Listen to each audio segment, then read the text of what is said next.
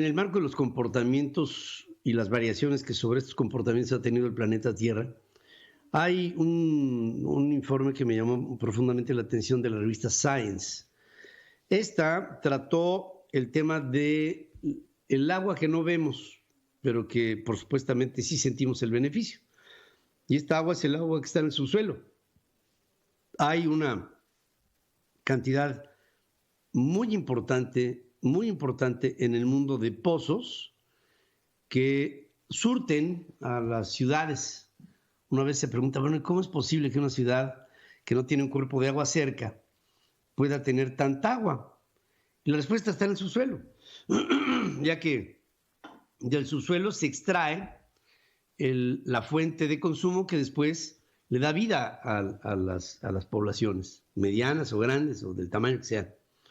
Pero fíjense que actualmente 1 de cada 5 pozos en el mundo, en todo el mundo, se encuentra en riesgo de secarse si los niveles de agua subterránea empiezan a caer, lo que se llama el nivel freático del agua.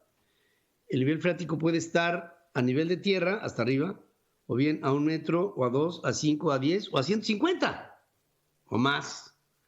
En el fondo hay lo que se llama las redes de flujo, que es agua circulando por el subsuelo, que es la que se capta a través de una bomba de captación, que bombea el agua, la saca y entonces se puede suministrar. Los pozos abastecen actualmente a la mitad de la agricultura, hablo de la agricultura de regadío, lo que se llama las tierras de riego, no de temporal, y de agua potable de miles de millones de personas en todo el mundo. O sea, el agua del subsuelo es fundamental.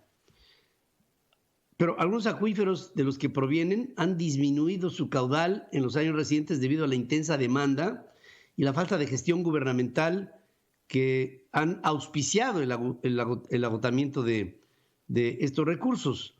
Es una amenaza cuya magnitud ha sido difícil de medir en todo el mundo. Por lo que investigadores de la Universidad de California, en Santa Bárbara, elaboraron un análisis en materia de pozos y de agua en redes de flujo en el subsuelo, compilando registros de construcción de casi 39 millones de pozos en 40 países. Ahí ubican el pozo, la profundidad, el propósito, la fecha de construcción, el aforo. Hay pozos que te dan medio litro por segundo, 1 litro por segundo, 5 litros por segundo, 1 metro cúbico, dependiendo, ¿no?, de la dimensión y del tamaño de la capacidad de bombeo. Los datos revelaron que entre 6 y 20% de los pozos no superan una profundidad de 5 metros. Es decir, hay redes de flujo que se encuentran muy cerca de la superficie. Ahora, ¿qué ventajas tienen estas aguas? Tienen ventajas y desventajas. Una ventaja es que al pasar por una cantidad muy importante de capas de tierra, esta agua se filtra. Es un agua que tiene un filtro natural que está ahí abajo. Está circulando en una red de flujo, en un punto pasan junto al pozo, el pozo a través de la succión atrae el agua, a la hora de atraerla abate el nivel freático, pero tiene un margen en donde puede seguir chupando. El margen se calcula. Y por otra parte tiene un problema, porque en su paso por el subsuelo a veces se filtra el agua y a veces se contamina o se le carga de ciertos minerales que no son aptos para el consumo humano o que traen algunos perjuicios para el consumo humano. No sé si han visto que hay personas que tienen los dientes amarillos porque consumen de pozos lo que se llaman aguas duras, que están impregnadas de deuterio o de deuterio y tritio, que son componentes que tienen este tipo de reacciones en el cuerpo. Entonces, pues ojo con ello. El hecho es uno.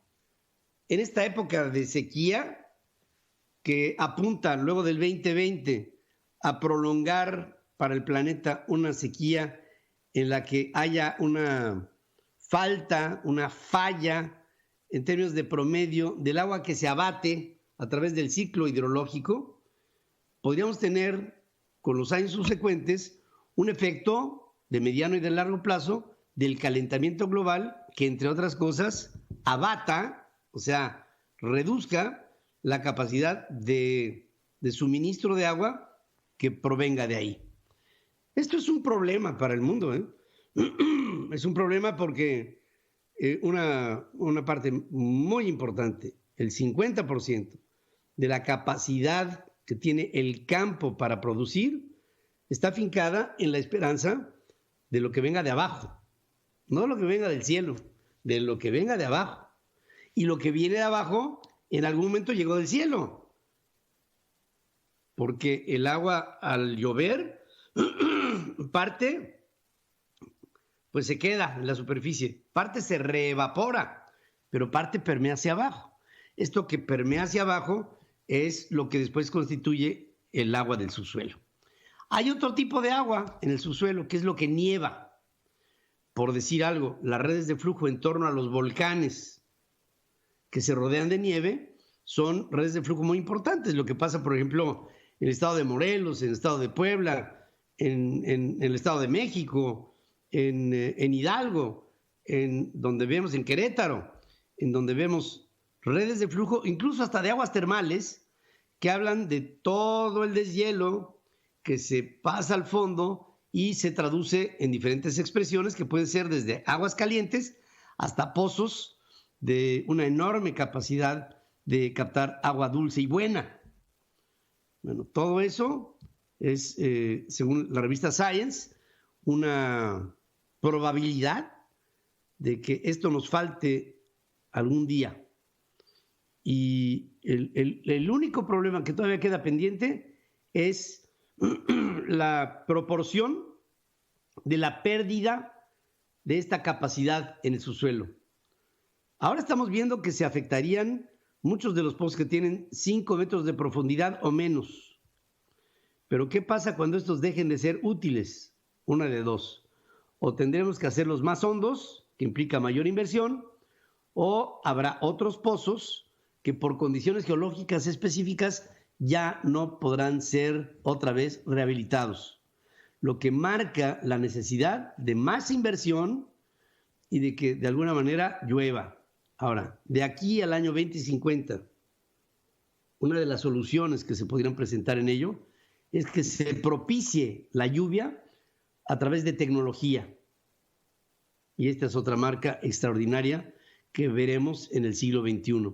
Así como les doy la parte, digamos, pues complicada de que pudiéramos quedarnos sin este recurso de agua, les doy la parte promisoria, ya que se prevé que en los próximos 30 años gran parte de la agricultura y sus variables sea controlada por el hombre a través de la tecnología.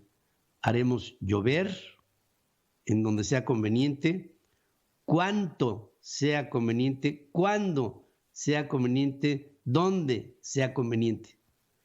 Interesante pensar que el día de mañana, así como Zeus, el ser humano tenga capacidades de dioses para hacer que llueva. Y con esto recapacitar, o sea, volver a ser capaz a las redes de flujo que hoy están siendo abatidas.